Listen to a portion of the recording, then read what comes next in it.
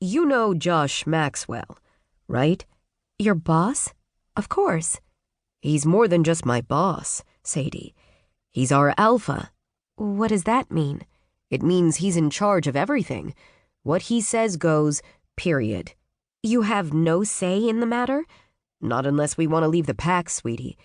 Do you understand? No, not at all. He sighed in frustration. I'm trying here, baby. It's not as easy to explain as I expected.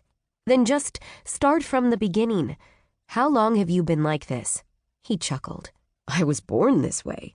Well, technically I was 19 when I shifted for the first time, so I suppose that's the answer you're looking for. Okay, so was I born this way too then? Yes, but we didn't know for sure. Explain. Your mother was my true mate, but some will tell you that's impossible because she was human. I know what I felt, though, and my wolf recognized her as ours the first second we laid eyes on her. I know how much you loved her, I whispered. I hadn't known my mother. She had died in childbirth the night I was born. I only knew her through my father's stories. There was no doubt in my mind how much he loved her. I still miss her every day. For me, there will never be another. Did she know what you were? What I am? He shook his head sadly. It actually wasn't Josh, but his father who put a gag order on me preventing me from ever revealing my true nature to your mother. And at your birth, he included you, too. Because your mother was human, there was a 50-50 chance if you would even get a wolf. He justified it, saying that if you never got a wolf, then without the knowledge of the pack, you could never pose a threat to us. You'd simply grow up and move on in human ignorance. You disagreed? Of course I did. You're my daughter, and even if you never received your animal spirit, you should still know your heritage. I considered that for a moment. If I didn't receive a wolf, but went on to later have kids, could they have had a wolf? I don't know. There's not much knowledge of human shifter relations within the pack, and that unknown terrified enough people that no one questioned the Alpha's order. I suppose it could be possible, though. And what did he expect to do if I did get my wolf? Deal with the aftermath and explain things when the time came, as I'm trying to do now. I don't even remember Josh's father. I was so young when he died. Why didn't Josh retract the order? Did you even ask him to?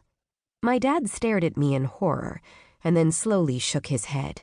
By then you were already thriving in the human schools, and I considered that maybe he was right.